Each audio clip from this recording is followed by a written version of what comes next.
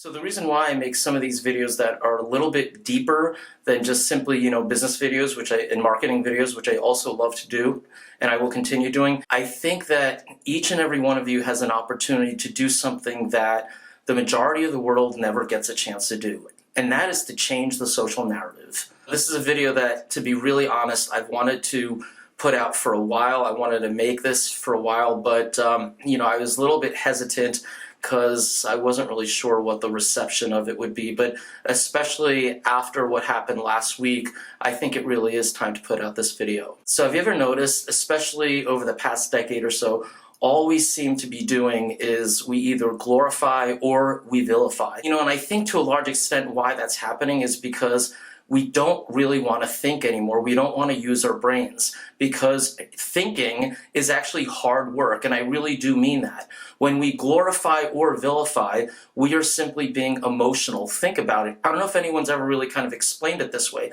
but I've thought about this a lot. I really do care about these issues on a deep level. When someone else thinks for you and you don't have to do any of the thinking, well, that's a lot easier. Because when you glorify or vilify, what are you doing? You're actually just taking an extreme approach, either one extreme or the other. That's really, at the end of the day, all that's really happening, and you're not using your brain. You're not being rational, and you're not doing your own thinking. The first thing I would say is I sincerely hope you have heroes. I still have heroes, and I'll always have heroes, and I hope that you'll always have heroes as well. It's a very healthy thing, and of course, I don't have to tell you this, but for whatever reason your heroes are indeed your heroes, that's generally a very personal reason. It's a very important reason to you. Admire your heroes, but not too much. And I don't know if you've ever kind of really heard it this way, but when you really kind of break it down, and I've thought about this a lot, when you admire your heroes without any sort of challenge or any sort of questioning or any sort of deep investigation into them, you're actually doing the same exact thing that a lot of people do from a negative standpoint. You really are. It's just the other extreme. And so this is kind of how and why we glorify.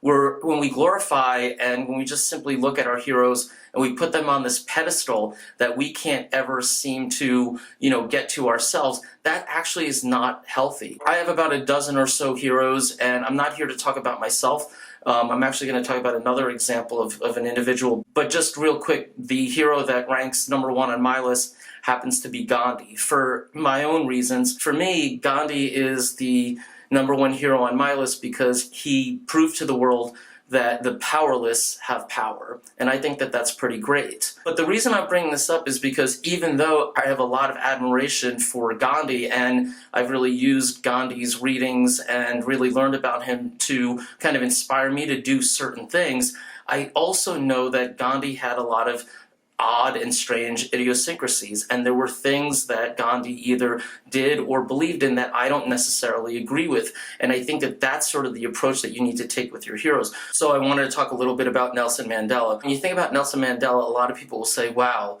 what a saint. He was such an unbelievable saint. Can you believe this?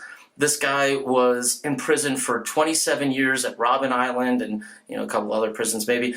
And, he forgave his captors. Wow, what a saint. He wasn't a saint. He was a person made up of flesh and blood, just like you.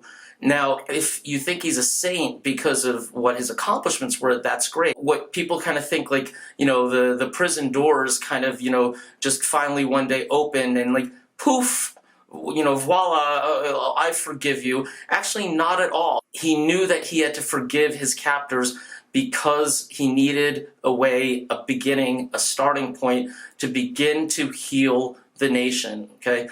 And that's really the genesis of that. So from what I understand and what I know about Nelson Mandela, most of his adult life, in some respects, he was kind of a little bit of a pissed off guy from time to time, and he would explode. Personally, I can completely understand that, okay? So this whole, idea of him being a saint from the perspective of him being able, or him possessing things that you can't possess, or you don't possess, or you can never possess, is really ridiculous, and it's unhealthy, okay? So look at your heroes in a a more measured way. Look at your heroes in a more examined way. I get the emotional part. I get emotional too when it comes to my heroes. And by the way, I'm old enough to say this on YouTube and not feel weird about it. So I get that part, but you also need to be rational in addition to being emotional. Keep the emotional part, keep it at some degree of a, minimum or a threshold, but make sure you introduce the rational part. And I think that that's the part that most people, when it comes to their heroes, really don't, utilize at all. He wasn't a saint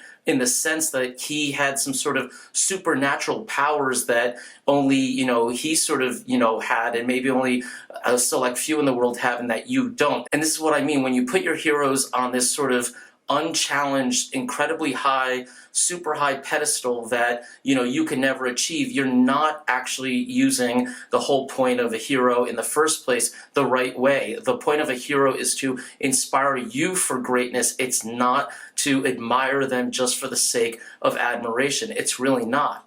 As a matter of fact, Nelson Mandela was keenly aware of this, for most of his adult life, and he used to say, "I am not a saint unless you think of a saint as a sinner who keeps on trying." Gandhi himself used to say that everybody loves to relish my photographs, but nobody seems to want to take my advice. So that, I'm sort of paraphrasing. So when it comes to everything that people do on social media these days, and I might be putting together a series of videos on tech and social media videos that I think are going to be important, but look at what we do all the time with social media. Look at some of the things that have been going on for the past few years. You've got people such as Natasha Tynes, that author who lost her book deal. Maybe she got another book deal with another publisher, I don't know, but she lost her book deal because she, tweeted something about this black MTA worker who was, eating on the train. I think that she did a dumb thing,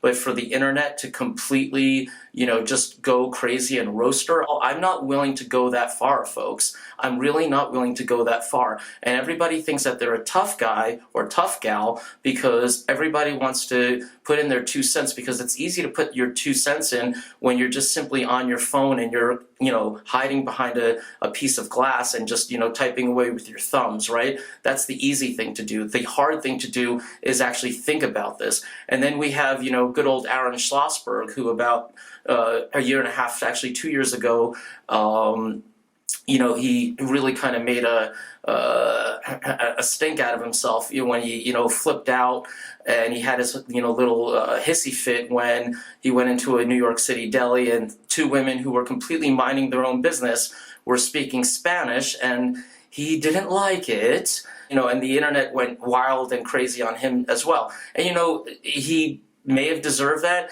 but the thing is that the point I'm trying to make is that generally speaking on these YouTube videos, I really don't want to curse, YouTube doesn't like that. I'm sorry, when you call someone on social media that you don't even know, by the way, a worthless piece of shit, that, I'm sorry to say this, but that says more about you than the person who did what, or allegedly did whatever it is that, broke out on the news or on Twitter or on Facebook. And I don't wish this on anybody, but, if your significant other does you wrong, does you rotten, call them a worthless piece of shit, okay? You at least know them. I'm sorry to say this, but you can't be more offended than the intended victim. I'm sorry, you just can't. It doesn't make sense. And I think we need to look at this in a smarter way, quite honestly. I think that we need to look at this with a healthier lens, and we need to look at this, again,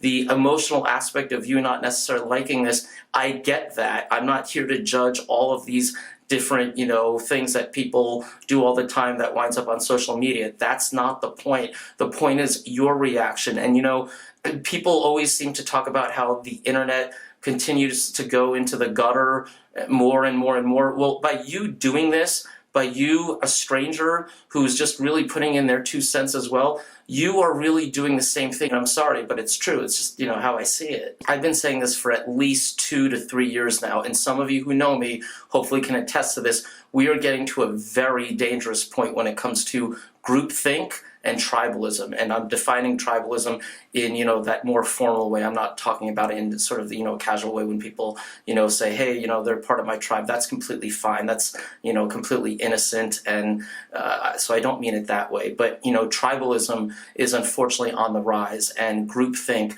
unfortunately, is on the rise. And there was a time not that long ago that when you disagreed with some people on certain things, you still were sort of, respected as a member of that group. And nowadays, when you disagree even in the slightest, you're completely, outcast. You are completely shunned, and that is why people are so incredibly afraid. In this country in particular, the polarization that we're seeing right now is just flat out, outright dangerous. It really is. And it's not a joke. Those of you who know me, I get frustrated sometimes. And by the way, I also get flat out angry sometimes. I'm not afraid to admit that on the internet, okay? But those of you who know me also know where my heart truly is at the end of the day. I really urge everybody, and I really plead with all of you, the next time something goes on, please, from not only an emotional standpoint, but also from a rational standpoint, and look at this in a better context and understand what it is you're contributing in terms of either something positive or something negative. And I think that we really need to all look at this in a better way, in a smarter way, to move the world forward in a real positive way. So send me your comments and questions, and each week you'll get a chance to win a copy of one of my books, your choice. Either my book on presentation skills or business writing skills.